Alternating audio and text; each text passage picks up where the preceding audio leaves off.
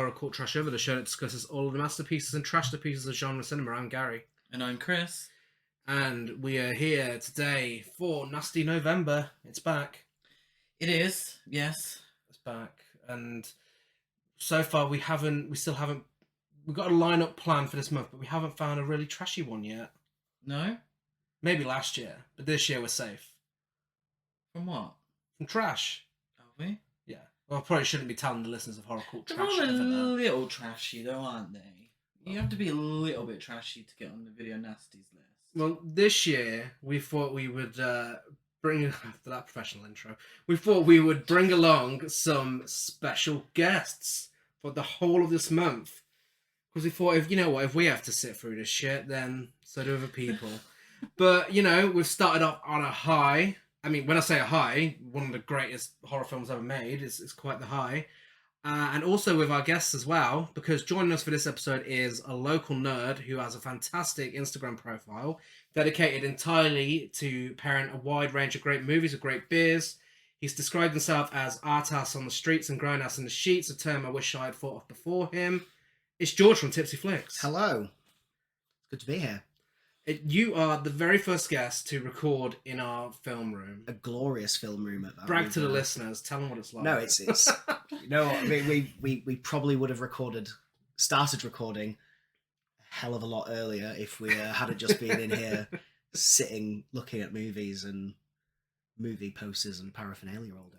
The rest of our guests. I'm not complaining. I'm not complaining at all. I mean, I might take a few photos with me.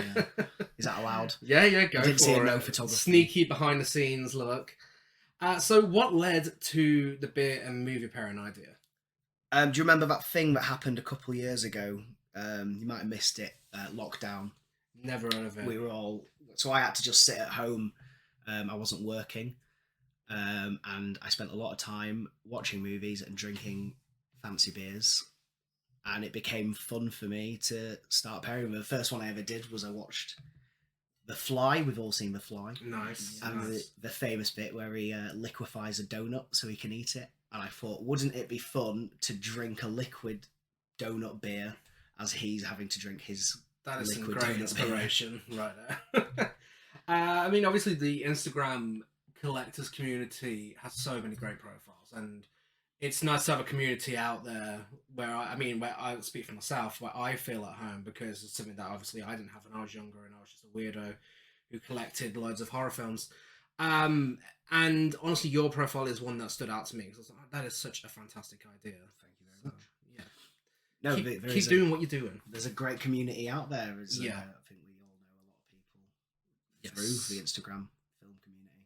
Absolutely. It's reassuring to know that other people spend maybe a little too much money on Blu-rays. Yeah, too much money on Blu-rays and too much time not watching them on Instagram. You never feel bad when someone else has put just way more than you have. And hopefully that'll make our listeners feel at home as well. Yeah. What's your favourite pairing you've done so far? Oh. I mean, I was very proud of the Fly one. Have we topped it? Did you peak too early? I think I might have peaked too early. I'm now desperately trying to think of other pairings. I do drink beer while I do them, so I've actually drawn a blank. I'm very sorry. I should have pre-warned her about that question. Maybe I did think maybe. Do you know what, I'm desperately trying because I was so pleased. Last year when this Evil Dead series came out, and last year, because we haven't introduced the film yet, what a way to introduce it. Last year, Rivington Brewery did this series called Evil Dead 2, and Army of Darkness. It was 3 beers. I thought, great, I'm going to get all 3 and I'm going to back to back the Evil Dead movies. And it was a great time. Nice. I had a lot of fun with it. I mean, a lot of the beers, like, breweries hand it to me on a plate a lot of the time. Yeah. Like, they do a beer, the Sure Shot Brewery in Manchester have just released a beer called Who's Afraid of Jeff?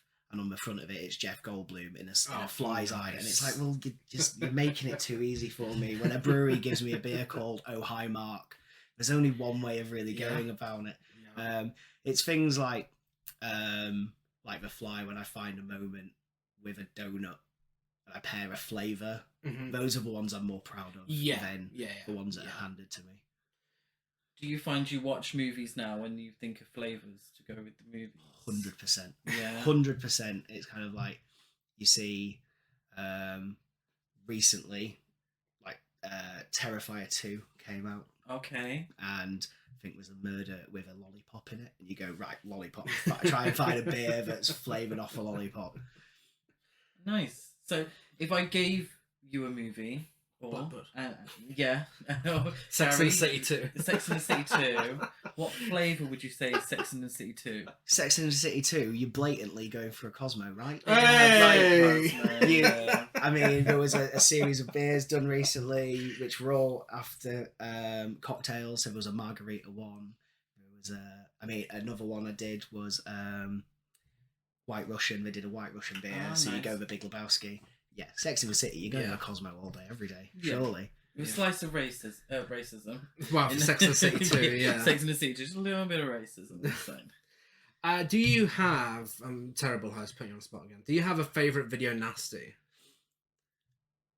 I mean, it has to be the Evil Dead, doesn't it? That's fantastic. I was hoping you'd say that. Like when you sent me the list, when you asked me to be a guest on this podcast, and you sent me the list, I ummed and ahed so much, and you get imposter syndrome. You're like, am I really qualified to talk about the Evil Dead? But you gave me first pick, and I just if you're given an opportunity to talk about the Evil Dead, then surely honourable mentions. The other two, which I'd say, and I don't think you gave it me on the list to talk about was Zombie Flesh. Yes, we've done that one because you've already done it. Yeah, it's got a zombie fighting a shark. Exactly.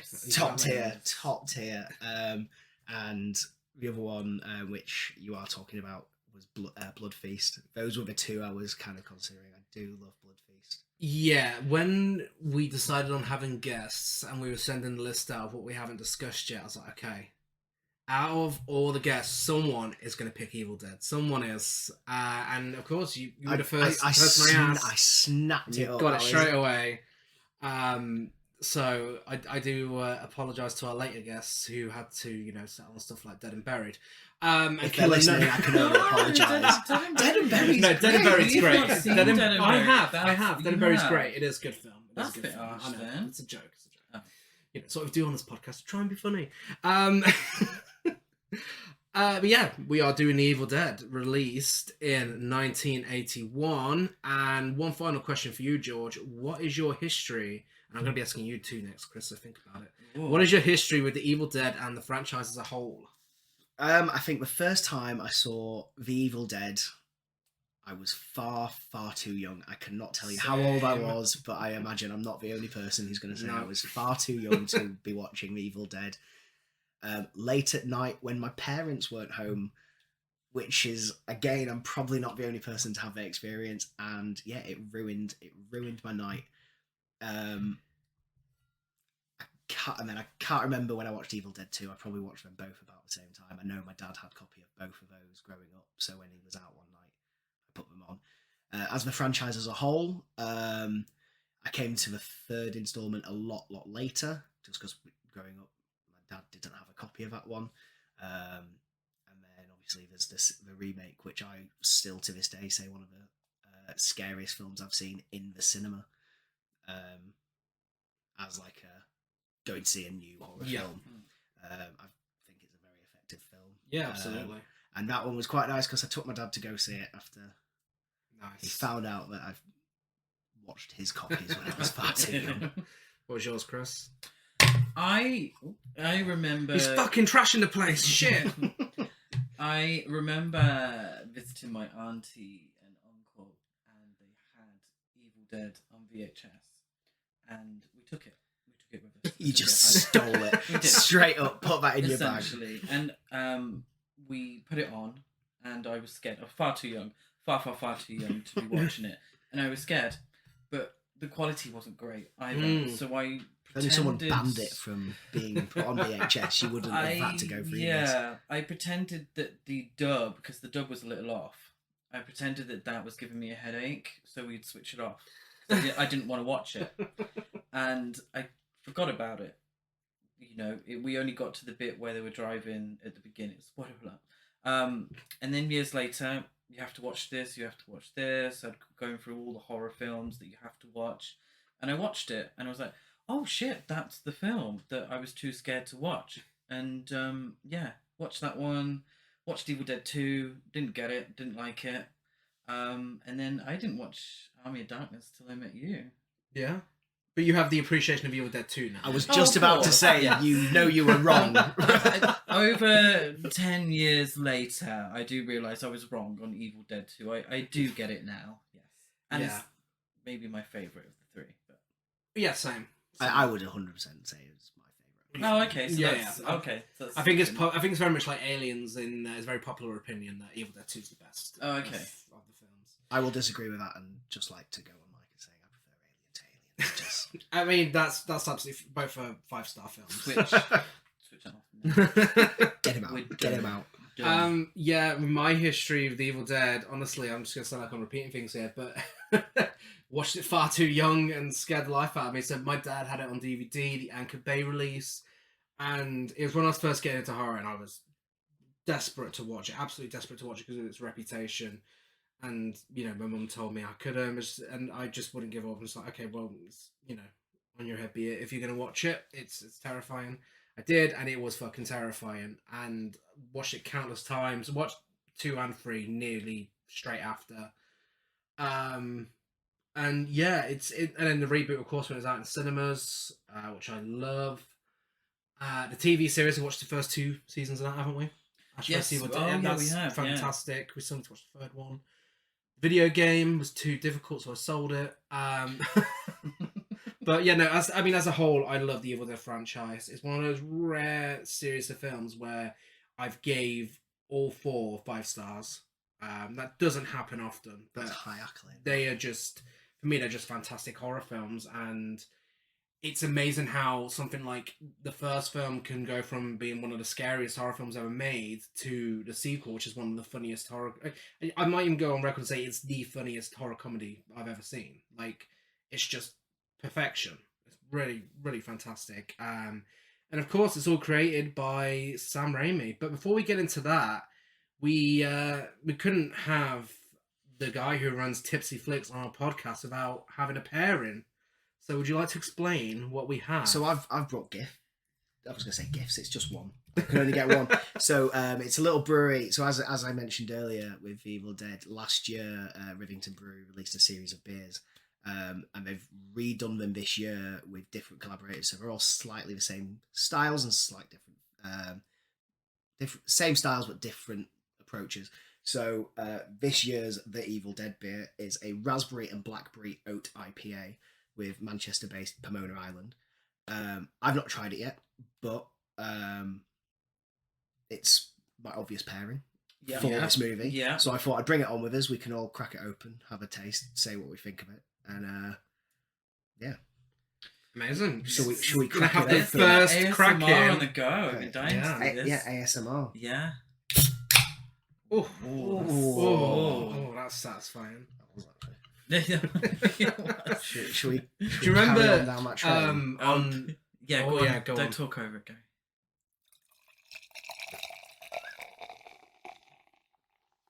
Right, there you go. That's good. Amazing. That's good. Nice. Go on, Gary. No, you're the guy who used to work in a pub, so. Oh. Okay, you ready?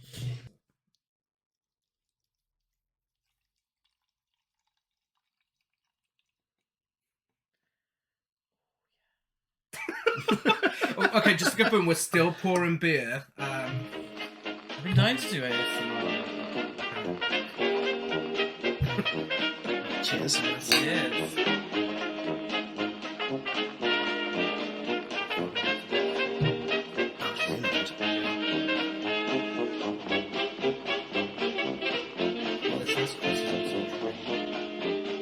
It's nice. Very nice. Really fruity.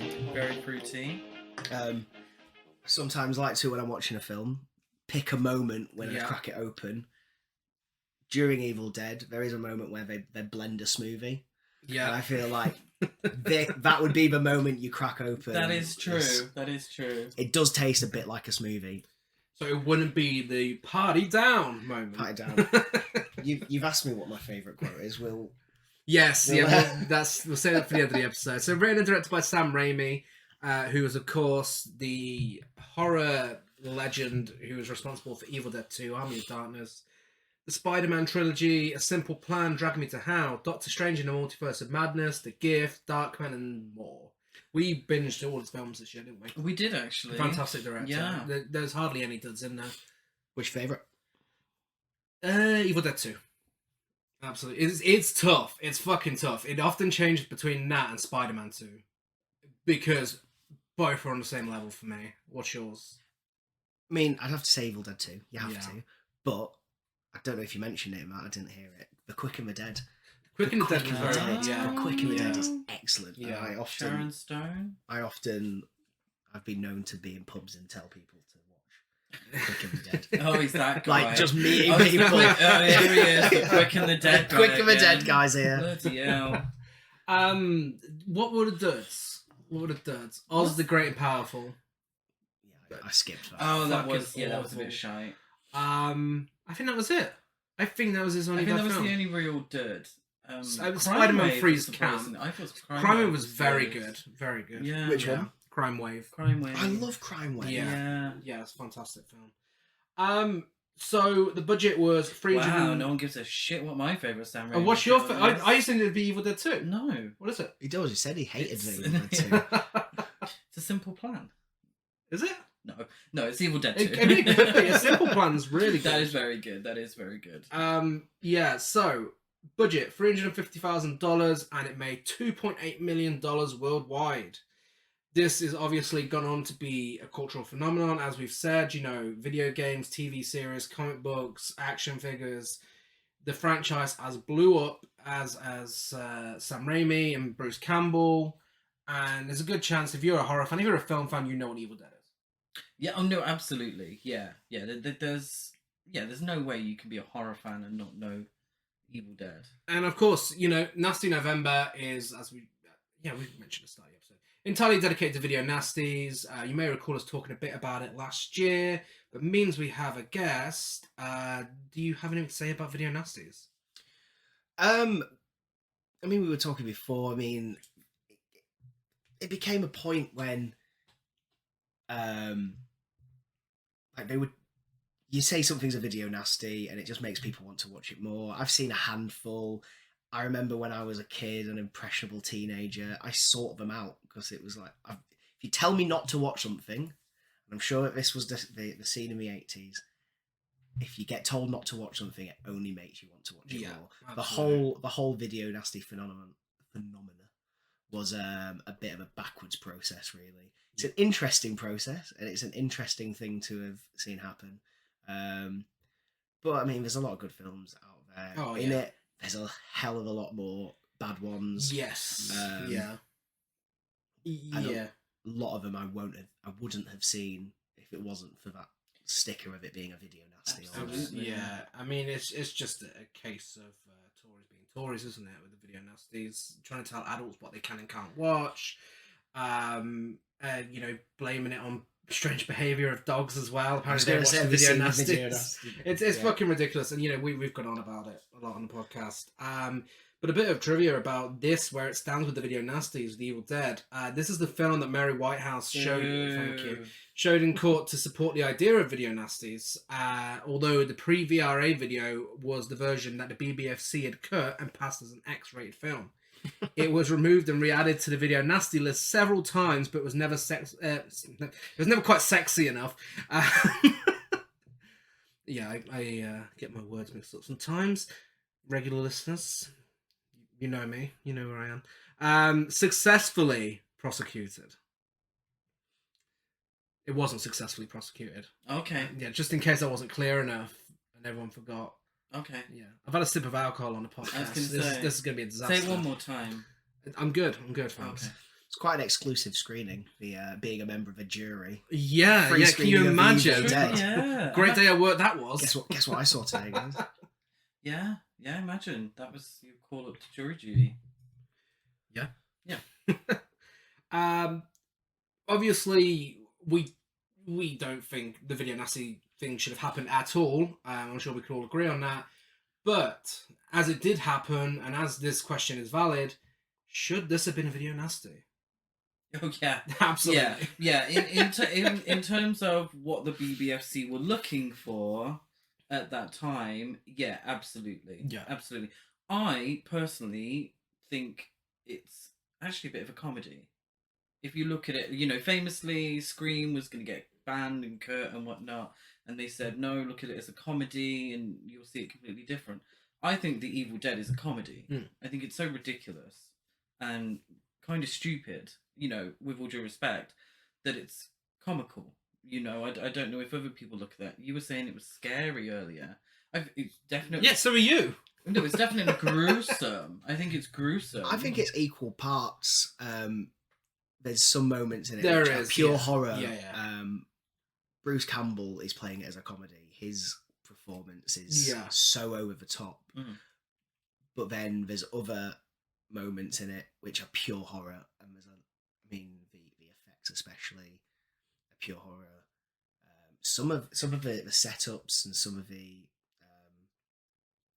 scenes and the way they play out and the timing of them, it never reaches a punchline. It always reaches a scare. Whereas the people involved in the scene, I think, as I say, especially Bruce Campbell, is playing it as a comedy. Yeah. Do you ever think sometimes with horror films, it's so over the top and so ridiculous, and particularly the gore effects and such, it's just so way beyond that it becomes quite comical. Yeah. Rather than scary, you know? Yeah, and I don't know how much that's by design here, but obviously it was used to its advantage when it comes to Evil Dead 2. Absolutely. Where it's just an all-out comedy. Yeah. The film was shown to Stephen King, and it was his glowing endorsement, which was later used on the film's ads and posters of the film, which really sold it to the public. The film was then brought by New Line Cinema soon after, and I believe we have the actual quote on our wall, Chris. Would you like to read it out? I can see it behind you. I can't turn my head. It says, the most ferociously original horror film of the year, Stephen King, author of Carrie and The Shining. Carrie and The Shining. Yeah, I mean, you get a quote like that and your film's going to sell. In the 80s, especially, these days, it feels like Stephen King watches every single horror film that's released and enjoys every single horror film that's released. But back in the 80s, like, imagine being Sam Raimi, and you're just starting out, you've just made your first feature-length film, and you get a quote like that. Fucking amazing. Yeah. Very well deserved as well. Someone else was starting out early as well when this film was made. Joel Cohen was an assistant editor on the film. This one was his earliest of his professional jobs. Is that the Garfield guy? Not that Cohen, no. Sorry. Excuse me. He and his brother Ethan Cohen would produce and make the film Blood Simple 3 years after the release of this film. In preparing to get funding for that film, the Coens enlisted the help of friends Bruce Campbell and Sam Raimi to help out, and they happily did so. Campbell and Raimi also starred in a short film based on scenes of Blood Simple for the Coens to show to investors, and it was successful. Did you know the Coens were involved? Yes, I did. Yes. Sam Raimi and the Coen and Bruce. Yeah. Their early careers, like working together, were really good. What's his name? Robert Talbot. Yeah. Am I getting his name correct? I think so. Yeah, he was involved in a lot of these. Producer on all the films. Married to Lucy Lawless now from Xena Warrior Princess fame, who watched The Evil Dead and thought it was awful and terrible. And then married the producer and starred in the TV series. Yeah. Ash vs. The Evil Dead. She did. Yeah.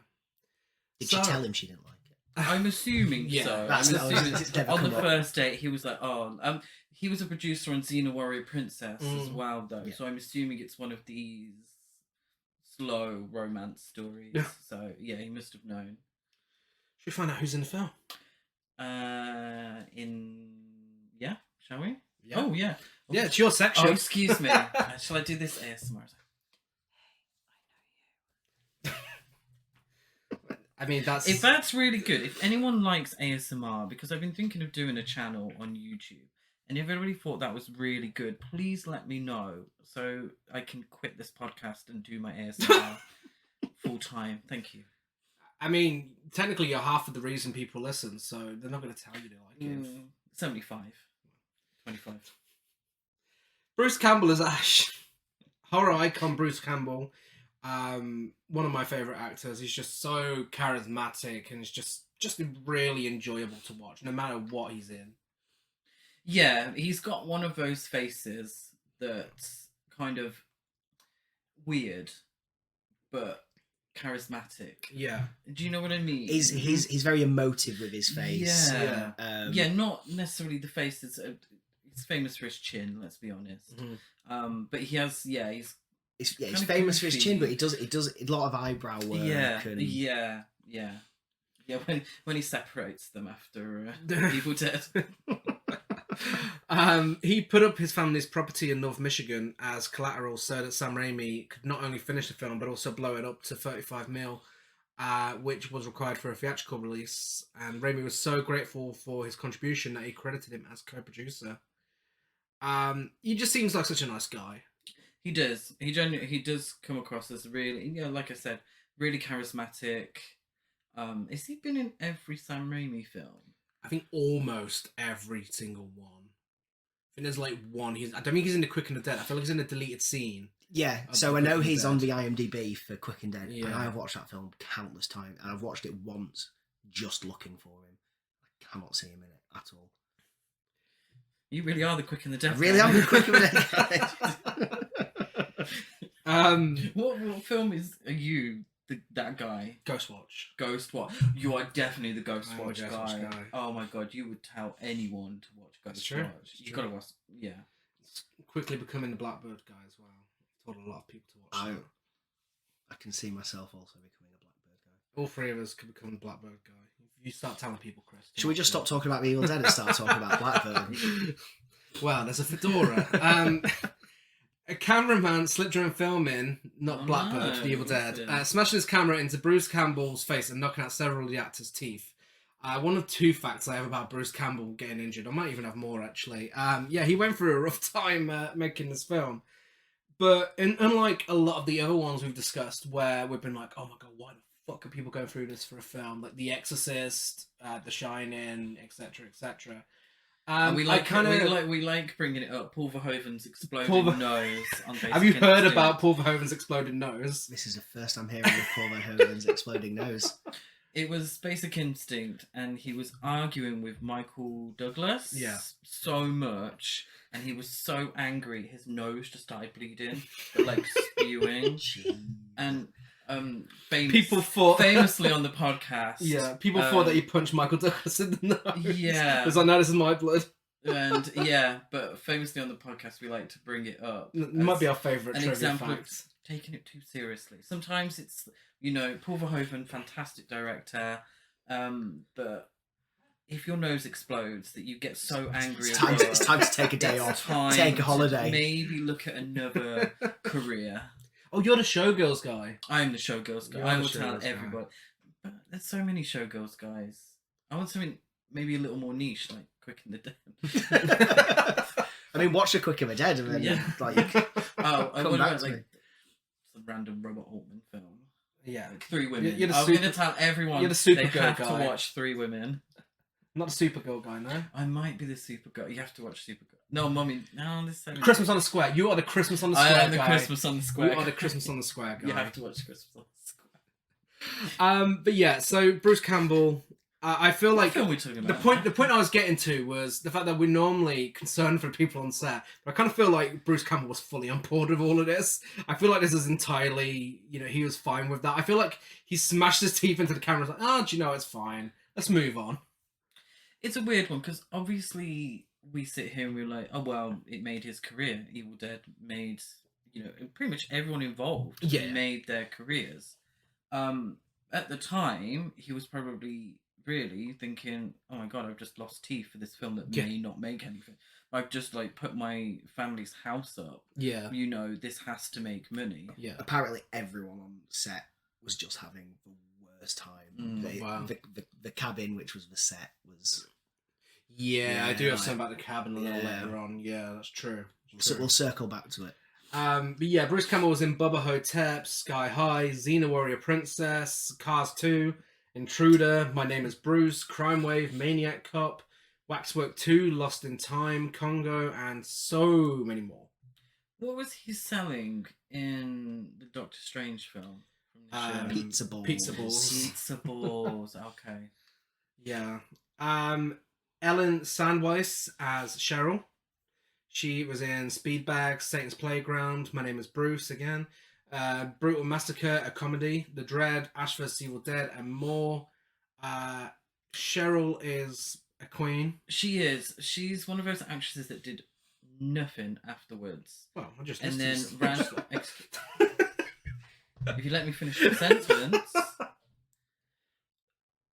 Wow, I forgot my fucking sentence. Nothing, oh, yeah. she career. did nothing Career. afterwards Nothing in her career that until anyone has seen. 2006.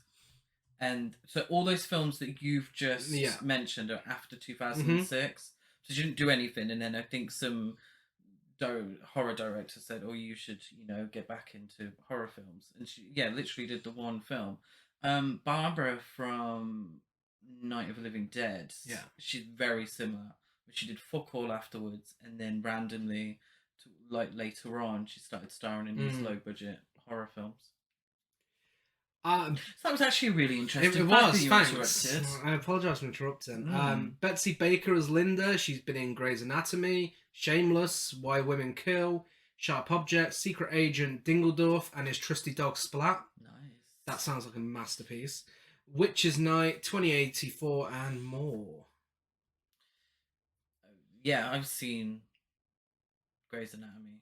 Yeah. I don't Have you not seen Secret Agent Dingledorf and his trusty dog Splat? Not recently, no. No, but it's added to the list. Yeah. And finally, Teresa Tilly as Shelley. She was in The Prototype, Back in the Day, 6 Feet Under, Dangerous Women, Generation U, Stomping Ground, American Fable, and more. And you might be thinking, hang on a minute, Chris and Gary are not talking more about the women than the men. This film is maybe the first of its kind for the sort of time it's released. And we have a final boy rather than a final girl. That's true. What do we have to say about that? It was Halloween famously established the final girl kind of trope. And it was only 3 years before. And I think I don't think the word final girl didn't come about until a lot later, like quite recently actually. So I mean, if you sell your house for the film, wow, you might get to see you might get to live through the film. So we're all sort of inherently, and I'm sure there's a psychology behind it. I'm not 100% sure, but we're all kind of inherently rooting, or our sort of fear levels are different for men and women. Yeah. And when women are in danger, I think the majority of us tend to feel more fear. We empathise, or sympathise, should I say, more with female characters. And I think that's where that all sort of came from. Sort of the damsel in distress, from classic Hollywood.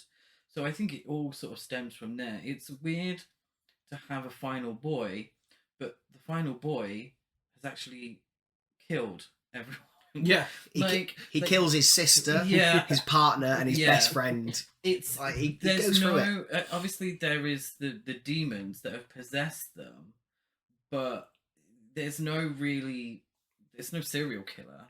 There's no Michael Myers. No. There's no Leatherface. So I think it's very different. So he is the final boy, but he's the final boy because he's the only one that wasn't possessed. Yeah. All the victims died at his hands, essentially.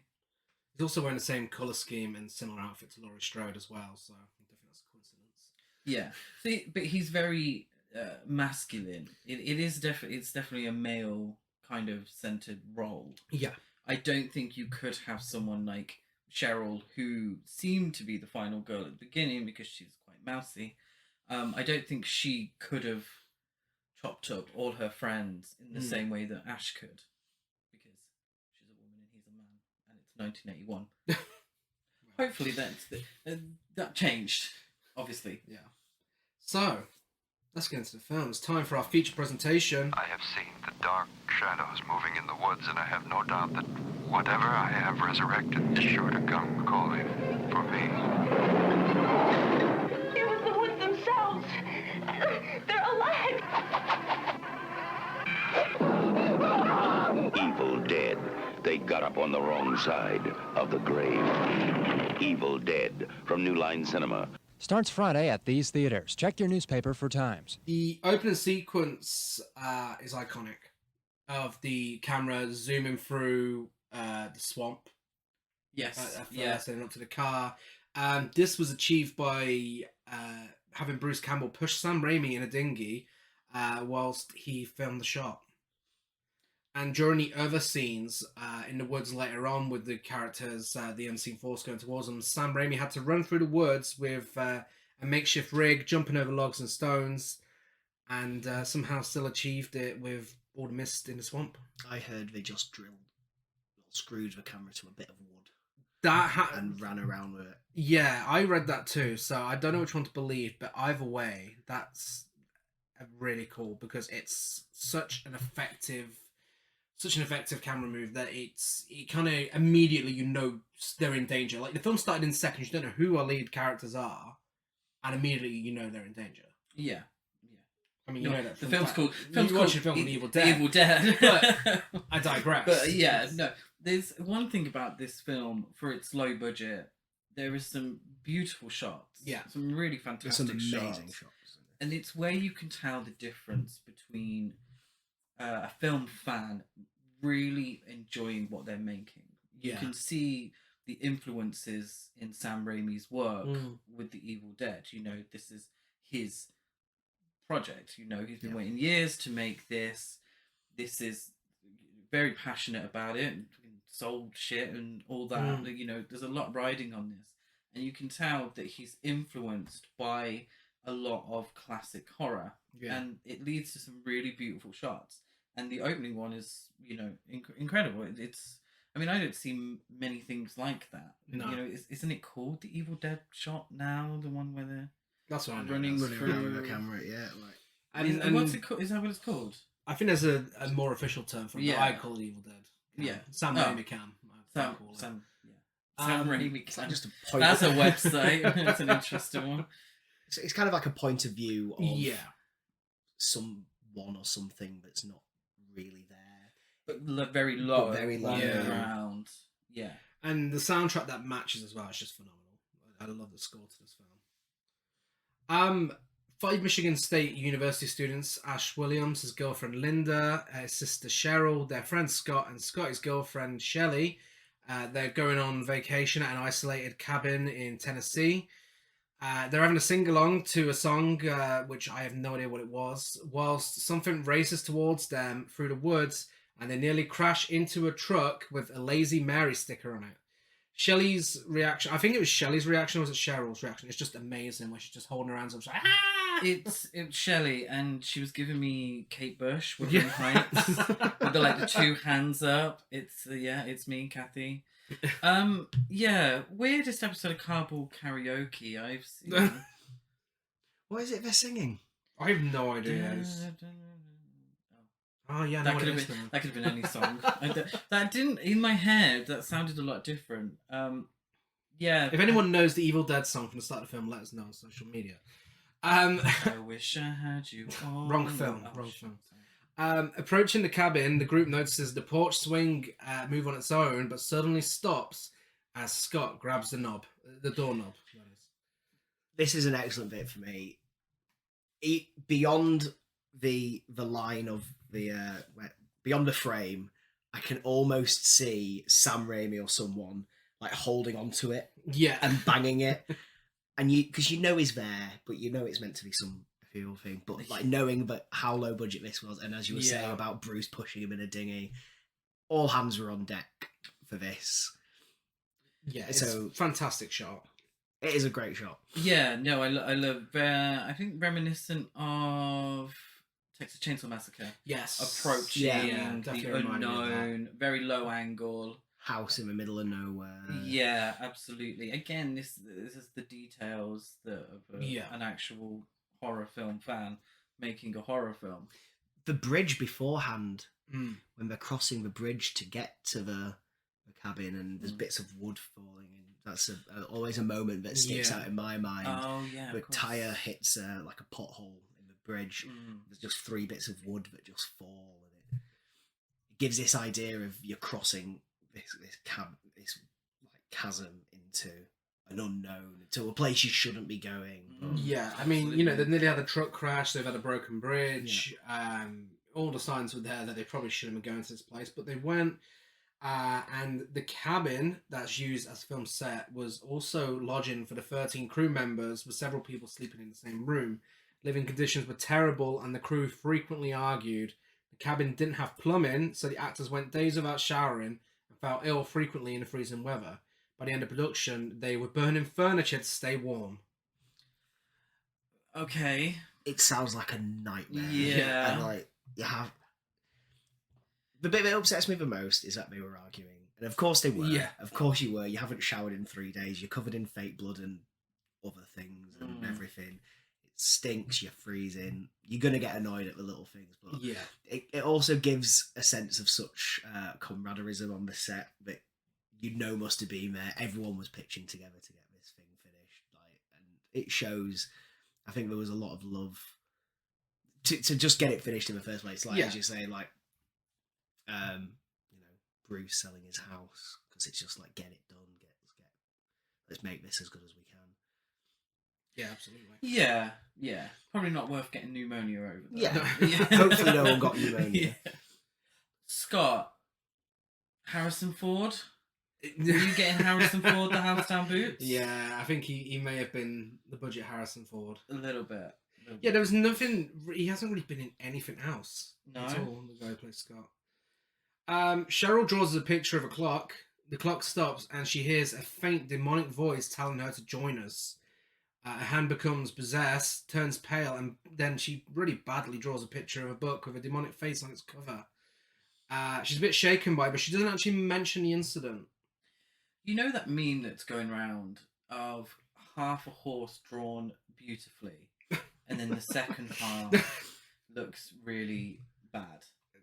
Was that her before? I feel like that was influenced by this because that clock looked beautiful, and then she completely ruined it when drawing the book. I wish that picture she drew of the book was more iconic. Yeah, I imagine if it was kind of, it's meant to look like a possessed hand's done it, but it rips the page a bit.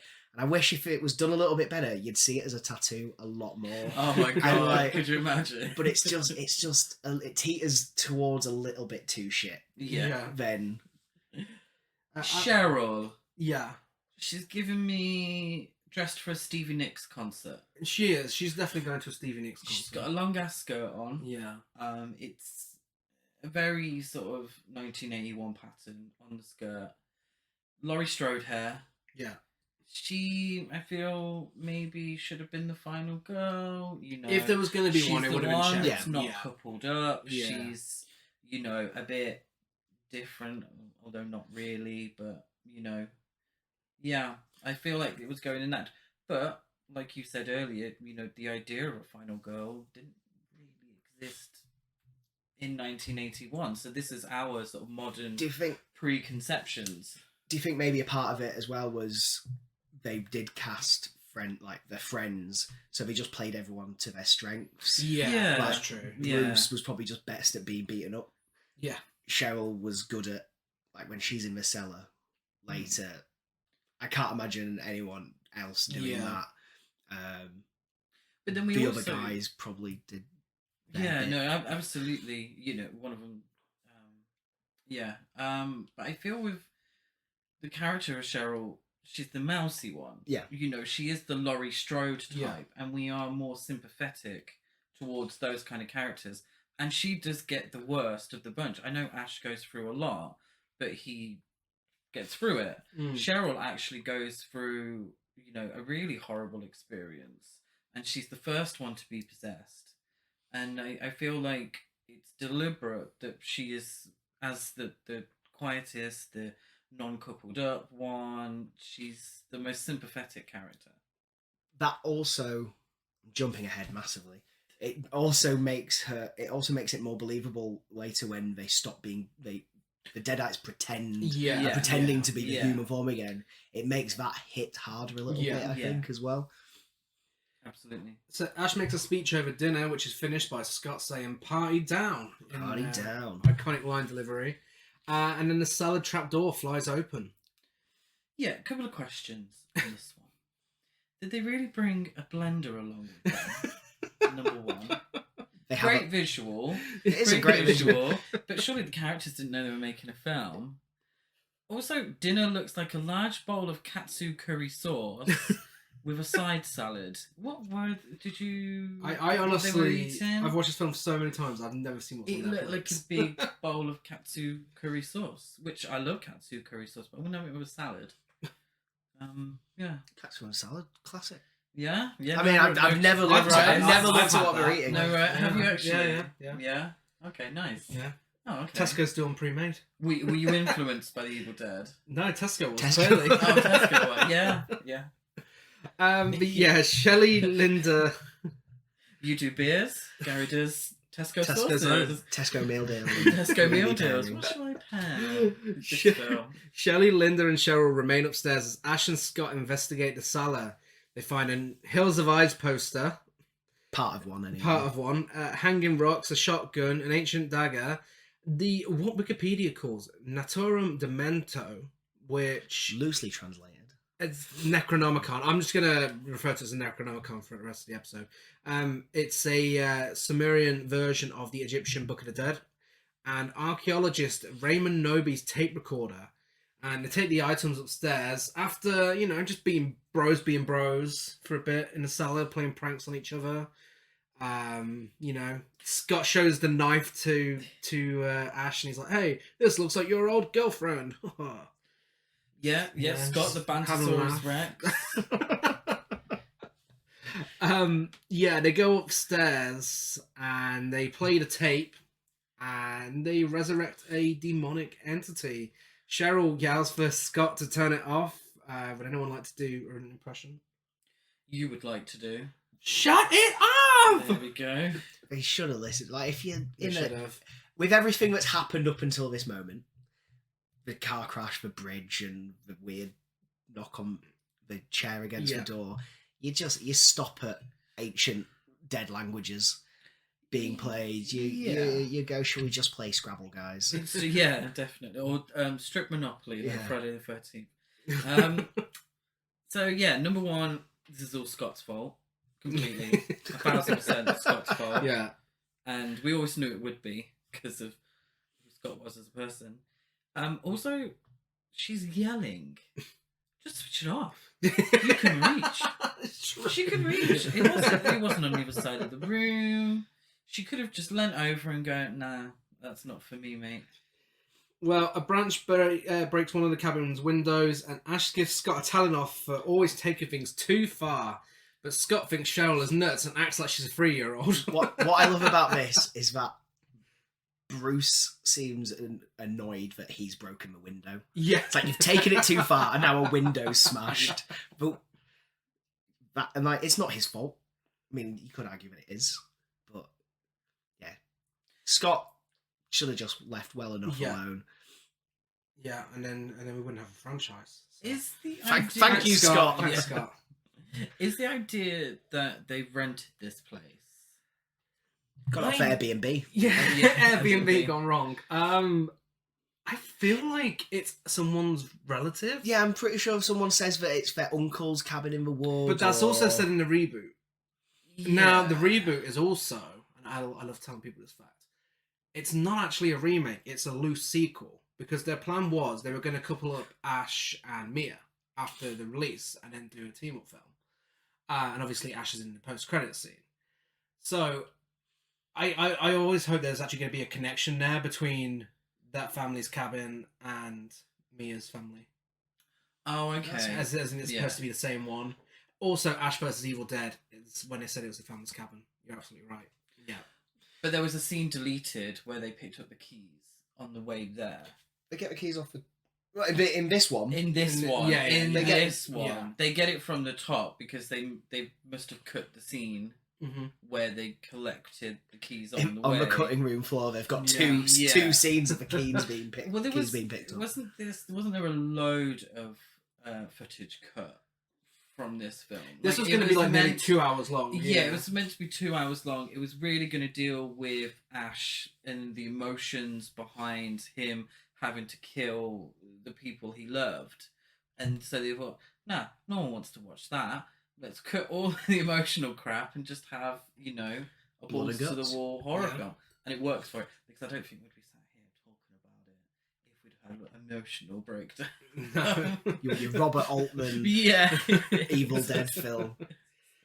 And- Going back to quickly about whose family it is.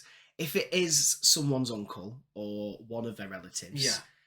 then are they also related to the people who like have gone missing? That's a good Raymond point. Noby. Yeah, Yeah. and is that their relative? And they're like, well, our uncle's gone missing, so we Yeah. could probably use his cabin. He won't know. Like, what is the connection between? Because that's never really brought up. It is just kind No. of like, This random dude. yeah, this random Mm, dude's been so- here.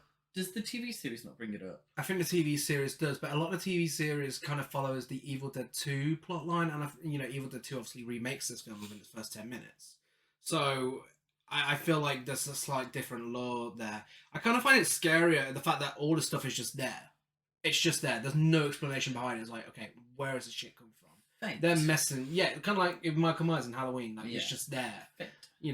I think it really works. Ash holds out a box, pretends he's asleep. The old romantic that he is.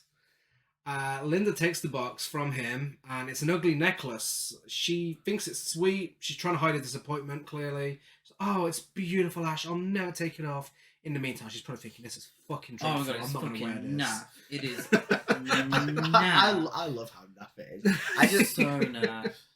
I can't. It's a magnifying glass, and it's like you never see the magnifying glass get used as a magnifying glass. They don't use it to try and like, where's that magnifying It glass was they meant gave to. you? It I was, mean, I imagine- Yeah, it was meant to. Spoiler alert. It was meant to be the cause of the book setting on fire, light through the magnifying glass. But they were like the sort of logistics of that. So didn't instead, quite they used it work. as a grappling hook. So what? Yeah. So they used it like that instead. Absolutely awful. Absolutely awful. It's a low budget film. I'm not expecting the Taylor Burton diamond, but my God, where the fuck did they get that from? Hideous. Got it on the way in. They must like from a fucking cracker or something. I mean, if you're talking about all the emotional stuff getting cut from this film, that scene where they're pretending, where he's pretending to be asleep and nearly got you, and then like it has the idea of this cutesy little thing that they do all the time, Yeah. it's a bit naff, but it kind of I find myself endearing towards it. And It's very camp. It's I would love to see a romantic drama with Bruce Campbell. Of how big his filmography is, one probably exists. Yeah, probably. My memory of it was, and I'm not judging anyone because this is something I may suffer with as well that I have to deal with. It's this an eyebrow? It's the close up, and it's very distracting because he's trying to do a cute moment. I'm just like, I'd love to get at those eyebrows. Glad he sorted that out in time for Evil Dead 2. Yes. So slight trigger warning for this next section. We do have to say that on a film about a demonically possessed book, because we begin a bizarre series of events, but there is a trigger warning here for sexual assault. Later that evening, an agitated Cheryl goes into the woods to investigate strange noises, where, again, as I say, a bizarre series of events, she is attacked and raped by a demonically possessed trees, should I say, in an uncomfortable, unnecessary scene that goes on for far too long, which I actually have a quote about from the actress herself, Ellen Sandweiss. She said if it was filmed today, it would be done in such a different way, as we've seen in the reboot. Mm-hmm. The reboot is done completely differently because it's not really sexual assault. The tree goes in her, she's possessed. Yeah. It's completely different. Still a nasty scene, but done differently. She said, yes, I'm sure that tree scene would be done differently if it was filmed today. First, I'm not sure that it would be characterised as tree rape, as Sam Raimi has since said that he regrets leaving it in the film to this very day. I think it would have gone back to what was originally intentioned in the script. trees coming to life and attacking Cheryl, which would also satisfy more feminist audiences and actresses. And I'm sure that CGI would be used instead of the reverse filming or whatever it's called to show vines wrapping around me. For me, like as I said, it's just a very jarringly uncomfortable film scene in a film that's otherwise quite fun, and it always. I mean, I still give this 5 stars because I do think it's a horror masterpiece. But if there's one thing that I would change about it, it's absolutely this scene. Because I mean, horror films are meant to be uncomfortable, but it's in the way it's used, and something we've said time and time again on this podcast that sexual assault really shouldn't be used for shock value in horror films. Yeah. You know. But what's your guys' take on the film? Yeah, it's a scene that I think is still cut from some releases of the film in different countries. Yeah. I'm not sure which ones. Yeah, when I first watched it, it's the scene that really stuck in my mind afterwards. Really uncomfortable. And when I said about Cheryl going probably through the worst of it, this scene I think typifies that. Yeah, it's completely unnecessary. I feel like the nudity involved is quite gratuitous. Very sleazy. It's done for almost exploitation sake. Yeah. And it feels cheap. You know, the point of view shot from between her legs. You know, it doesn't. I say it on the podcast frequently with stuff like sexual assault. If you're not going to deal with that part of it, because it's never mentioned, nothing comes of it. You know, it's not like she's impregnated or anything like that. It renders it completely pointless, exploitative, and it leaves a sour taste in the mouth. You know, it's a low point in a great film, I think. I think, as you were saying, the way it would be done and the reverse shot technique. Because some of the reverse shot techniques, they are effective when it's wrapping around her arms. There's some good techniques being used. It's the way that it's what those techniques are being used to achieve ultimately. And as was said about it would be done differently. It would be, as the script would say, just the trees coming to life and attacking. It could have been done a hell of a lot more tastefully. And as you say, it goes on a little bit too long, and it just I think it's terrifying before the rape began. You know, the fact that these trees were grabbing her and attacking us. Oh my god, that's fucking terrifying. Her just tied up with the trees is a great visual. You know, the rest wasn't necessary. There's a moment in it when it rips her blouse and one of the vines wraps around her breast, and I think that's the moment when after that, up until that, it's round her arms, it's round her legs, it's constricting her, and then it's that moment when as soon as it becomes sexualized, it's like okay, and then it goes on for a little bit too long. And I read somewhere that later on, when Linda tries to force the Deadite Linda tries to force herself on Ash, was the filmmaker's way of kind of counteracting what happened to Cheryl. I'm like, so what? I have that down in my notes as an attempted rape as well. Very odd choice there. Weird, so weird. Yeah, but the thing is, I've only got that in my notes because obviously, you know, I was reading up on the film and everything. I watched the film so many times, never once did I get that. It doesn't give off that vibe. No. But it's apparently that was what the intention was.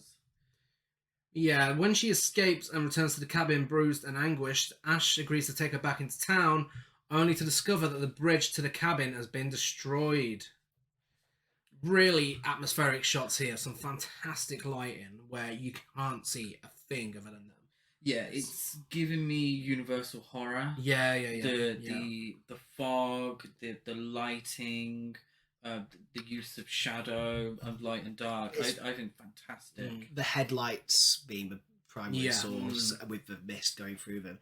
Also, one of my favourite shots, if not in just this movie and maybe all of Evil Dead, with the cars rested on a hill and they've used a Dutch angle so the car seems level, and when Ash steps out, all of a sudden he's on an angle, and he looks like he's tilted over, and it's very jarring because you're looking at a car face on, as you say, you can't see the road, you've got no reference point other than the car, So when he comes out and he's leaning over, you get that sense of something's not quite right. What I mean, looking at what's going on. Yeah, absolutely.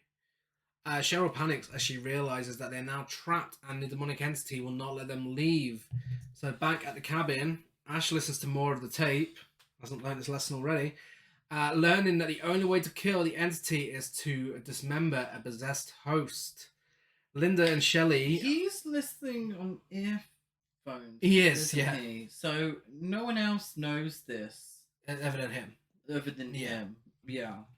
So when he starts hacking people up, why is no one like, where'd you get this information from? As Linda and Shelley play spades, Cheryl correctly calls out the cards, succumbs to the entity, and levitates. In a raspy, demonic voice, she provides a big monologue and demands to know why they disturbed her sleep and threatens to kill everyone. And I remember when I first watched it, I mean, as if the tree rape scene wasn't uncomfortable enough. This was the scene where I was like, okay, shit, I am actually scared now. Like, the makeup for the Deadites is just some of the scariest makeup in horror history, I think, for demon-type characters. Yeah, absolutely. And I think it's because it's so cheap. Back as well. I think it's because it's so cheap. I think the amateurness to it kind of adds something to it where it doesn't look cheap as in laughable cheap. It does the opposite effect. Like grimy. Yeah. And which also brings into, the cinematography as a whole. And I was saying to you, George, before recording, the latest release is a good job of bringing together the griminess, the grainy stuff on it, but also it's polished as well. So this is exactly what I was going to say. I was having like a Blu-ray release of this and a 4K release. You can almost see the strings a little bit. Yeah. I imagine watching this on a VHS because there's a bit. I think one of the first couple like things you see are hands with the makeup on it, and you can see the edges where it's her finger and then makeup, and you can see that a lot more on 4K. Yes. I imagine watching this on VHS back in the day, those lines and where things began wouldn't have been so obvious, and I can see it being a bit more effective. Yeah. No, I think watching so. it like that. And is she giving big hoop energy? Big hoop energy? I don't think she is. Oh, is she wearing big hoops? Yeah, I don't think so. But the wigs in this film are off the scale. The wigs on this, this I think is her own hair. I think it's just tied back. But the wigs in this film, I will be constantly mentioning them because they are on another level. Especially when she's in the basement. She yeah. stabs Linda in the ankle with a pencil and throws Ash into a shaft. This pencil stabbing is fucking disgusting. It is honestly one of the grossest effects. It's the one that stuck with me the most. It's right in that part of your foot as well. And it's also because it's it's quite mild compared to the rest of the film. Yeah. Having their heads cut off and stuff like that. It's the one that stuck with me because it felt the most real. Yeah. The rest is very over the top, very ridiculous. I don't know what it would feel like to chew off my own hand. But I can imagine what a pencil in the ankle would feel like. And it's getting wiggled around. It is. And pulled around. I was going to say, I'm never going to know what my head being chopped off is going to feel like. But, pencil in the ankle. Yeah. I can imagine that one. Scott knocks Cheryl into the cellar with a big camp kick. That is so camp. It always makes me laugh though, because he proper goes for it and the leg goes really high. It's very, very camp, very camp. And he locks her inside whilst everyone argues about what to do. Having become paranoid upon seeing Cheryl's demonic transformation, Shelley lies down in her room, but is drawn to look out of a window where a demon crashes through and attacks her, turning her into a Deadite. I love that shot of the crashing through the window when she's there, and it's giving me like almost like Suspiria, that kind of lighting. I thought it looked amazing. Shame it was Shelley that it happened to, because I have no idea who that woman was. Barely in the fucking film, but fantastic, great image, love it. Yeah. She attacks Scott before he throws her into the fireplace and then stabs her in the back with a Sumerian dagger, apparently killing her. The dagger that looks like Ash's ex-girlfriend. Samantha. When she reanimates, Scott dismembers her with an axe and buries the remains. How did Scott know to dismember her? It was a very last-minute decision, wasn't it? Yeah, I think he just wanted to do it. I think he hadn't even heard. He was just like, as you say, I'm she's a barely in the dickhead. film. Yeah. I think Yeah. they'd argued in the car on the way up, Yeah. and he saw his chance and he took it. He was like, it was just happy circumstance that was actually how you meant to kill her. She's the one that chews off her own hand. She is. Very, very gruesome. Yes. The first glimpse of the Deadite wig. Is this also the first glance of the Deadite mouth spunk? Okay. Yeah. Is this where she sicks on him? Yeah. We could call it that. It's- It's definitely, it's given me spunk. It is a bit spermy. Wasn't there a it's- film we watched recently? Not recently. It was At Dawn They Sleep, where the skeleton just ejaculates at the end of the film. No. When white stuff comes out of people's mouths, and we were like, that's like the Evil Dead. But this was, It was a podcast film. this was even I think. spunkier. Welcome to the Horror Cult Trash of a podcast, George.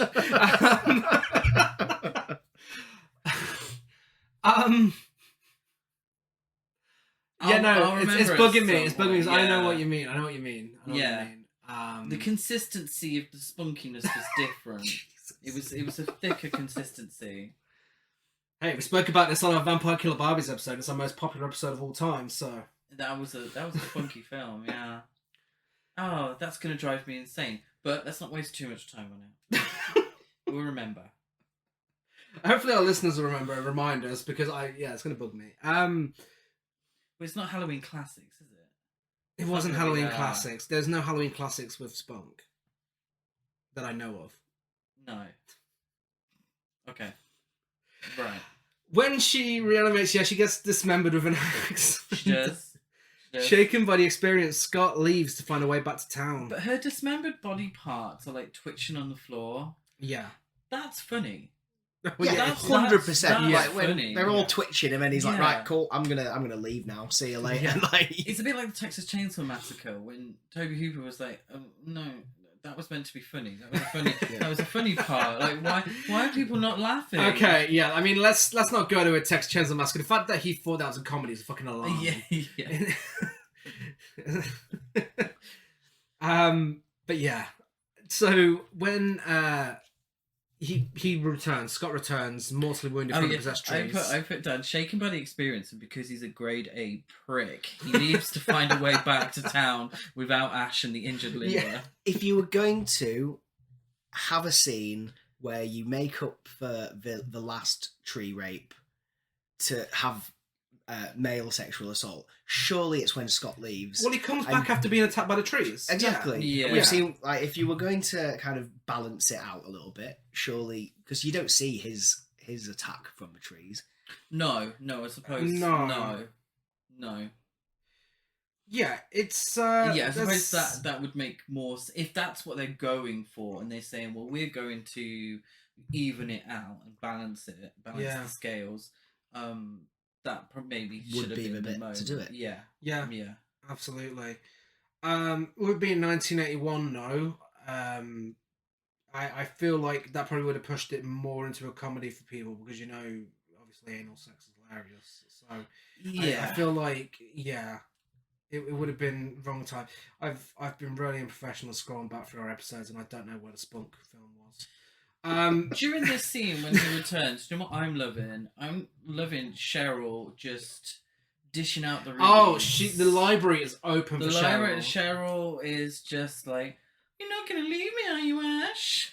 Very funny, Yeah. and it kind of deserved because Hey Ash, your ass looks fat. Scott is a prick. It's like, yeah, it's just like, hey Ash, you're meant to have 2 eyebrows, not one. It's like, and Shelley, no, sorry, I had no idea who you are. Shelley's long gone. So he returns. He's been mortally wounded by the trees and dies whilst warning Ash that the trees will not let them escape. Ash goes to check on Linda, and she's possessed now.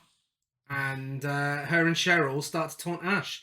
So just when you had one of them who was like reading people from under the floorboards, now there's 2.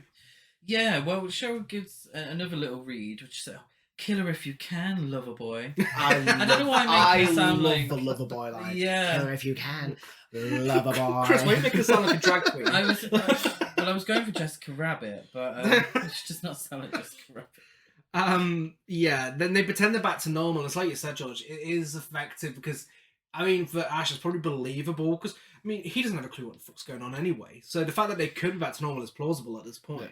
Yeah, You know, yeah. I Ash suppose doesn't he know did- he's in a horror film. So the audible reading of the Well, Necronomicon. I suppose. Yeah, he didn't get to that part where it says. But it's believable with Cheryl so much to the point that he puts his head to the floorboards and she grabs him by the throat. Linda starts spouting out her iconic tune, "We're Gonna Get You." Exactly like that. And yeah, it's iconic. It's absolutely iconic. Yeah, I like the fact that Linda looks more human. Yeah. Like, she hasn't gone full Deadeye. No. She just kind of looks like. Do you know who she looks exactly like? There's an episode of The Simpsons where Homer's trying to come up with an invention. Oh, she does. Yeah. And he comes up with the makeup gun Yeah.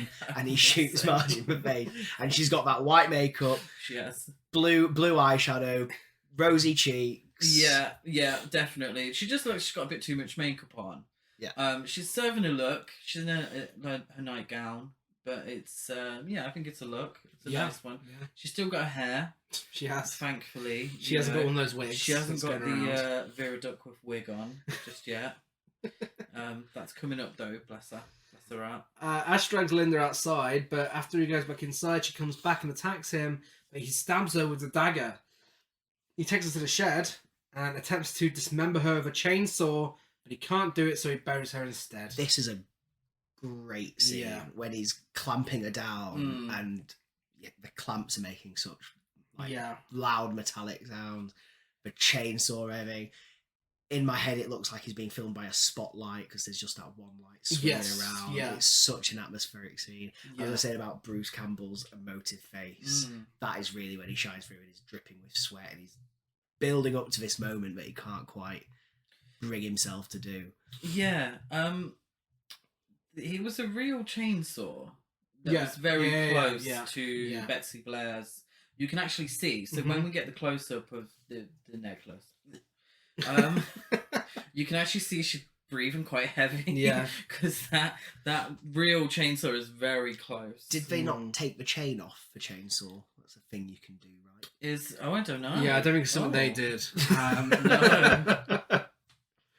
No. Yeah, she comes back to life and attacks him, forcing him to decapitate her with a shovel. Amazing shot of her flying towards him. One of my favourite shots in the film. It is just so It's ridiculous. spinning out of It's control, amazing. is it?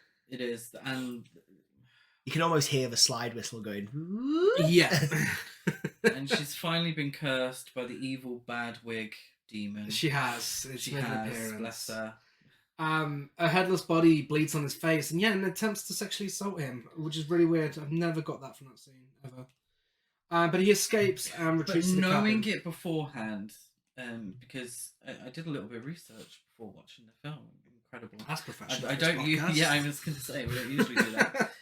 I was looking. We out, do, by the way, for listeners. I research all the time. I was looking out for that, and it's only apparent if you're looking for it, and Yeah. it's not. It's nowhere near I've never got that what reading happens to before. Cheryl. Like nowhere even close. Back inside, Ash discovers that Cheryl has escaped the cellar. He goes into the basement to grab the shotgun shells and is covered in blood by a broken pipe. The amount of fake blood used in this film is crazy, and yet it's still not as much that was used in the reboot. They made it rain blood in the reboot, Yes, they did. when he gets covered in blood with that pipe, which is a Yeah. great moment, and it's proper full-on comedy at that moment. Yeah. Like Ash getting covered. Oh, with in the blood. record starting to play as Yeah. well, with the slapstick music. Yeah. It makes me think again that they didn't have a shower on set. Yeah. And he just Yeah. had to, that's going in his face, and he was probably like that for a good few days. Yeah. There's different levels of like dryness as well. There is. Like, it's either like caked on, or it's still a little Yeah. gloopy, or it's. I'd dripping. hope that was near the end of shooting. Like, for everyone's sake, it must have stunk.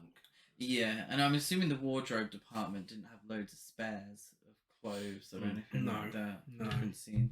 I'm assuming it was all. No, his Laura Strode cosplay was ruined. Was it all filmed in chronological order? I don't know, because a lot of films don't do that. I read assume that. not, Yeah, they kind of a lot of the actors had finished, and they still had a lot to do with just Bruce. which Yeah, is he why did come back and There's do quite a fair few bit. moments where it is Yeah. just Bruce, and then Doubles with the wig. doubles with the wig, which where the wigs come into it because they're not the actual actresses. Yeah. So some of them are blatantly from the back, Yes. like just dummies, or what I assume is a helium balloon on a stick Yeah. at Yeah, one point yeah. being hit with a shovel. Yeah, he goes back upstairs. The cabin comes to life. The unseen force rushes towards him. The windows are opening and closing. The mirror turns to water, allowing him to put his hand through it. Did you say that he went to get the all important gun from downstairs? He did get a gun. He did get a gun Grab from the gun. downstairs. He fully tools up. Yeah. Yeah, at this point, the cabin fever's clearly kicking in. And I think this is where it would have been a lot more extended if it was the other version that goes on for nearly 2 hours, because he's clearly losing his mind at this point. He then rediscovers the ugly necklace before Cheryl grabs him through a door and attempts to choke him. He escapes and shoots her in the jaw. Bless her. Poor Cheryl. She just wanted the necklace. She just wanted Well, Linda don't want it anymore. I want it. As Ash is barricading the door, Scott reanimates into a deadite and attacks him. This is another great shot. Yeah. When I was thinking how on the shot you've got the door taken at one half, you've got Ash fumbling around with he's bringing over like a cabinet to barricade the door, and then all of a sudden there's this negative space where Ash and that cabinet was, and Scott just like bolts up right into it, and it's the first time you see his deadite makeup, and he's right in your face. That's a great moment. Yeah, it's amazing. I think out of all of them as well, he's definitely one of the better looking deadites. Like his makeup as well. I mean, they all look really good, but I think. Well, let's be honest. A lot of the deadites are men dressed as women. Yeah. And therefore, they have to get cheap ass Party City wigs. Yeah. Let's be honest. Are you sure about that? Yeah. Was it in trivia?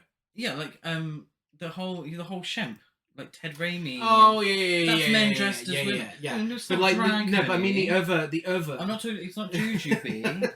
I know they're not drag queens, Shangela. but I mean, like the other scenes, like Cheryl in the basement. Was that actually the actress, or was it? I think that was the I actress. think it's when it's their face. It's Yeah. them. Yeah. But when I it's think things you like hands and the back of their but heads, I think you can it's- definitely tell because Yeah. there are like when the jump's happening from Linda, great shot, but that's not Yeah. Betsy Blair doing that.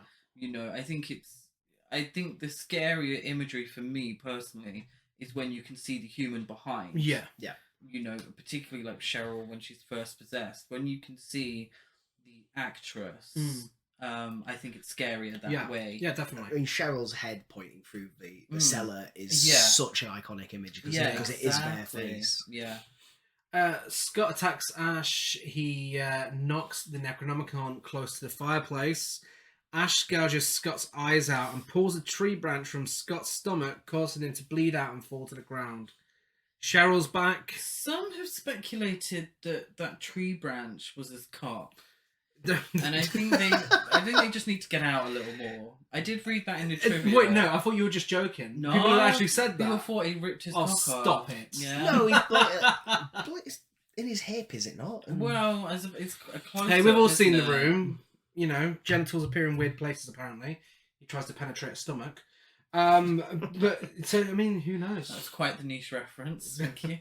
Oh, if people listen to this podcast and they haven't seen The Room, then there's a problem. I hope at least one person frantically pauses this now to go and watch The Room. Cheryl breaks through the barricade and knocks Ash to the floor. As Scott and Cheryl continue to attack him, Ash grabs the Necronomicon and throws it into the fireplace. Whilst the book burns, the deadites freeze in place, then begin to rapidly decompose, thanks to some mushy peas and some incredible stop motion that I just love. This is the money shot. Yeah. Really. They had like stop motion alongside live action. Yeah. I love seeing it in Which, films in yeah. general, and here it works. It's so good, and and it's gross. And like you say, it's mushy peas. Yeah. We all know it's mushy peas, but it still looks disgusting. Yeah. Mushy peas are disgusting. Well, that's They are. debatable. Well, it's not. It's not debatable. It's not up for debate. I would debate you on that. Yeah. Well, no. It was debated in the House of Commons, and everyone agreed. It was. You trust disgusting. everything that comes out of the House of Commons? All the Tories said that mushy peas are disgusting. I liked how Cheryl was just kind of whacking him. Yeah. Like, I'm not being funny, but like throughout the film, we've seen these Deadites do a lot of, bite their own hand off, scratching, really bloody thing. She's just there with the poker, smacking hitting him on the whilst back. he's taking far too long with that fucking necklace. It does seem like there's a better way. As I say, it's a little round magnifying glass. It's got no purchase on anything. Large hands burst from the corpses, covering Ash in blood. More blood. He really gets it. He's covered at this point. The sun rises and he stumbles outside. As he walks away from the cabin, an unseen demon moves rapidly through the forest, rushes through the cabin, and attacks him from behind. Shut up, you. Don't make a from behind joke. I was going to make a behind joke. Bruce Campbell claimed that the final shot in this film, where Ash is attacked by a surviving demon, was achieved by mounting a camera from behind, mounting a camera on a tripod, then mounting that tripod on a motorcycle and driving it through the forest, through the cabin, and deliberately into Campbell, and he got some broken ribs from it. Oh no! Yeah, that's a dedication to. I know. And you don't even get to see him fall over from it. It's Finally done. Oh, the footage must exist somewhere. That's Evil Dead. Of him point of view getting run over by a motorcycle. Is this the original fake out ending that was ignored in the sequel? It's not ignored in the sequel because it picks up from that. Picks point. up. But I thought it remakes. It does. It Oh, remakes am I everything misremembering? before. Yeah, his Deadeye Ash in Oh, Yeah. I thought it was like a and his hands. I up, know what was you it? did last summer situation. No. So they remade everything before that point. I'm misremembering Evil Dead 2. It starts. It's just him and Linda. Oh yeah, of course, yeah. Yeah. But Linda's a different actress. Yes. Yeah. Okay. But yeah, that's Evil Dead. And I would just like to mention the credits because you get the Charleston again. And it's that jarring cut from the up to his face, and then you get the Yeah, it's and fantastic. then that just slowly fades out to just a single fly buzzing around. Yeah. And it's such a great sound design It of is. those credits. Yeah. That a lot of films, and I'm sure we all do it. You just stop as soon as the film's in. That I always end up watching all the credits. That and Nightmare on Elm Street for me. Oh, what? Leave the credits on. Oh yeah, no, of course, yeah. I know we do that. Sleepaway Camp. Yeah, no, of course. Sleepaway Camp 2, Sleepaway Camp Yes. 3. Yeah. There's loads. I But think yeah, no, the credits are massively handled here with the sound design. And it's only Marvel where you have to scroll through the You skip through just 100,000 at home. people who have been part of them. Yeah, that's the Evil Dead. That is the evil. That is horror classic, The Evil Dead. I mean, what is there to be said that hasn't already been said? It is a game changer. I fully believe it's up there as one of the most influential horror films. I'm sure many have tried to imitate it time and time again, and it just does it perfectly. I can't say it does it the best because Evil Dead 2 does it the best, but it does it pretty damn perfectly. Yeah, absolutely. I think it's one of those films that usually I would take issue with not having enough character development. It can't be a horror classic because it hasn't got layers or anything like that. But it's just one of those films. It just balls to the wall, Ickiness. horror. Yeah. Is this the first Cabin in the Woods film? You said it's very influential. No, I actually Googled this earlier. Equinox. Equinox is the name of the Equinox film. from 1970, which was a Cabin in the Woods film. I think it was like a Ray Harryhausen style monster movie, but Cabin in the Woods. Demons in it. So apparently, it was a big influence on this film. Okay. I Part thought of the the same. Criterion Collection, which I was I very remember- surprised. I by. know of it from Criterion because it looks so- shite, but yeah. Yeah, I mean, I thought the same though. I thought this was the first one I had to do some research. But yeah, it's inspired by this film that I now really need to see. It's immediately gone onto the watch list. So getting into the awards. Oh, awards season. Biggest queen, George, you're the guest. Who's your biggest queen? Cheryl. Yeah, I got Cheryl. And specifically Deadite Cheryl. Yeah. Yours. No, Deadite Linda was serving way too hard to not be biggest queen. I'm sorry. I'm glad she gets a nod. Yeah, and she was giving me the mum from that 70s show. I always thought it was the same actress. Growing up, I always thought the mum from that 70s show had been in Evil Dead. I've never thought that, but I can 100% see why you would think that. Yeah. Biggest gasp. Who's your biggest queen? Oh, my biggest. Oh, Cheryl. Yeah, Cheryl. Yeah, she tried to prevent everything from happening, and then she read everyone's filth from under the floorboards. I mean, we can only. I think, yeah. So exactly what it is, and like the head poking through is such iconic. I mean, bashing Ash with a fire poker as well. Just we love a low effort queen. Biggest gasp. Give us nothing. Yeah. Biggest gasp. I mean, it's got to be the tree. Right, really. So you say this now. You might want to tie this together. I was terribly unprofessional, and when I sent you the notes, I forgot to include nastiest moment. Would you put 1 and 2 the same? No, right. Okay, so if nastiest moment, Which is a Video Nasty episode exclusive. Okay, nastiest moment then. If we do, it's got to be the tree, right? It is nasty. It is uncomfortable to watch. Yeah, that's my nastiest And moment it ticks as well. so many boxes for the BBFC as well, in terms of what a video nasty was. Oh, that one scene alone. Yeah. Is that your nastiest moment as well? That is my nastiest moment. The biggest gasp. Biggest gasp. So now I've got to frantically. I'll go first. Go first. I'm rewatching the entire My film biggest in gasp is pencil in foot. Yeah. Because as much as that scene did make me gasp, I could hand it over to Nasty's moment, and it's just nasty. The pencil in foot makes me cringe just talking about it. My biggest gasp was the necklace reveal. I was like, oh, dear God, what is that? No, it's the pencil. The pencil. It always has been. Always very much stayed with me. I hate it. I'd probably agree with you on the pencil, but I'd like to mention the eye gouging scene. Yes. Oh, yeah. Because those things pop. Yeah. And they kind go, of satisfying. It is very but it is a bit. It's kind of like I feel my head turning away, but my eyes staying with it. Well, I suppose you can imagine that as well. You know, the ones that really get to you are the ones that you can imagine how that. Because we've all sort of like had a bash to the eye, or you know, knocked ourselves around that area. Yeah, it's true. Bit quite satisfying. I'd love a dessert that did that. Like, if you put your spoon in or pop. I'm pretty sure Heston Blumenthal did a bubble wrap thing that you popped like yogurt. It's not just a screwball. Like, you not pop that up from the bottom. That's not the same thing. No. Best dialogue. Killer if you can, lover boy. Mine is, of course, shut it off. I'm not doing a full impression again. Yes, you are. Shut it off. Low effort impression. Your favourite dialogue? I'm going to commit, aren't I? Oh, I'm go gonna on fully then. commit. Go on then. Commit. We're gonna get you. We're gonna get you. Not another peep. Time to go to sleep. Thank you. Very nice. Very nice. Available on iTunes. Yeah, it's one of those chilly things. And I find myself quoting that far too regularly. Where? Just at work.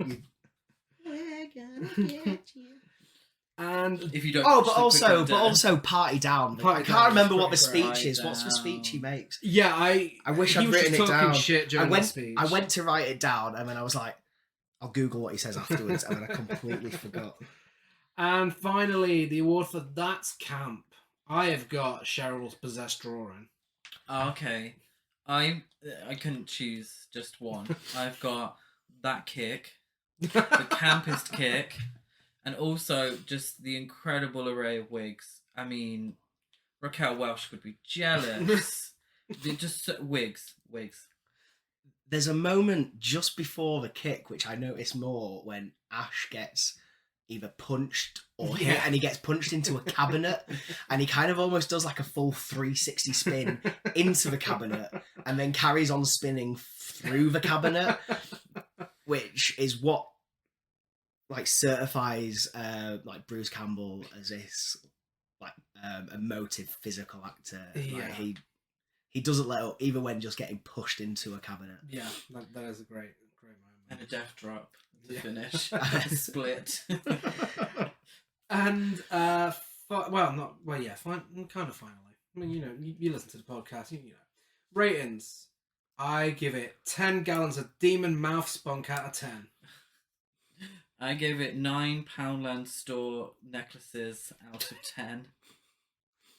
I gave it 10 Necronomicons out of 10. Nice. And masterpiece, trash to piece, trash or basic. Masterpiece. It's a masterpiece. It is a masterpiece. I only give it 9 out of 10. Just the tree scene. Yeah. It's available on DVD, Blu-ray, 4K, and video on demand. If by some chance you haven't seen it, VHS. Yeah, Loads of VHS, Yeah. but loads. eBay. As get it on much as they tried to VHS. ban it. Yeah, VHSs of it. It's kind of one of those films that deserves VHS. it does. It does. You know, it needs that graininess and such. If you enjoyed this, I recommend checking out Bloody Muscle Bodybuilder from Hell, also known as the Japanese Evil Dead. Yes. What was that? Write that down. Bloody Muscle Remember it. Bodybuilder from Hell. It's amazing. It's been released on Shudder this month, actually. Bloody- I think it's already on Amazon Prime. Okay. I saw it on Amazon Prime recently. Yeah, Bloody Muscle Bodybuilder from Hell. I will be checking that out.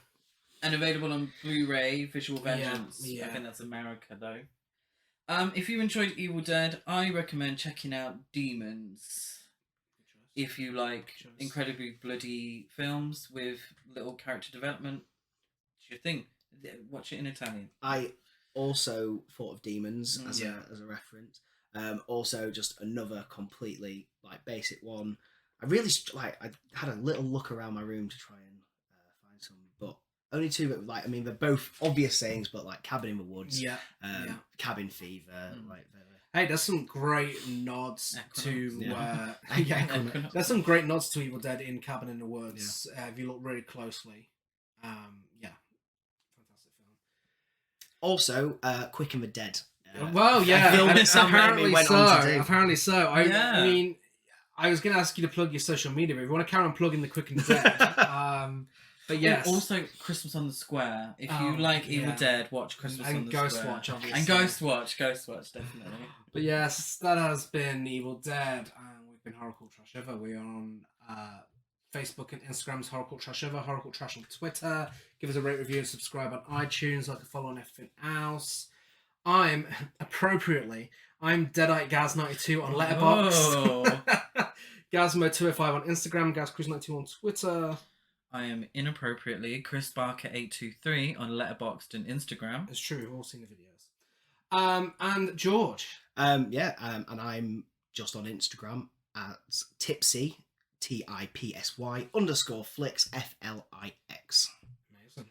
And can we have a reminder of the name of the beer again? It was Rivington Brewery with Pomona Island Brewery, just called The Evil Dead. It was a raspberry and blackberry oat IPA. Delicious. Really Very was. limited release. If you can find it, I would highly recommend picking one up. Thank you so much for joining been us. an absolute pleasure to be here. It's been a pleasure having you on and discussing this amazing film with you and our first guest in the film room. This has been It is an amazing a room. lot of fun. It's a fucking furnace though at the moment, isn't it? Very warm. Very warm. And we'll be back next week with, and brace yourselves for this one, Night of the Motherfucking Bloody Apes. Okay, I was expecting a better reaction from you two. Oh, what do you expect? Whoa! George, have my you seen God. Night of the Bloody I've Apes? not seen it. Oh my god. Going yeah. back to when you gave me the list, Yeah, there was some yeah. titles on it when I thought I might just pick that because I want to see it for title alone, and that's one of them. So I might watch it. There's dodgy doctors, Mexican wrestling, terrible makeup, transitions. It's everything. It's absolutely everything. And to discuss this classic, we'll be joined by returning guest Luke Poulton, who you may have seen on TikTok as Vegan Luke. And if not, then go and watch his videos before next week's episode. And go and watch Night of the Bloody Apes before next week's episode. And Quick and the Dead. And The Quick and the Dead. And Christmas on the Square and Ghostwatch. Don't watch Christmas on the Square. It's far too early. Mariah Carey would be. If you had a chance, fuming. if you had a chance, you'd be watching it right now. No. Instead, go listen to our episode on Christmas on the Square. Yes. Yeah. Do that. You'll expect George back on the Quick and the Dead episode at some point in the future. But we'll be back same time, same place on Tuesday. Bye. Bye.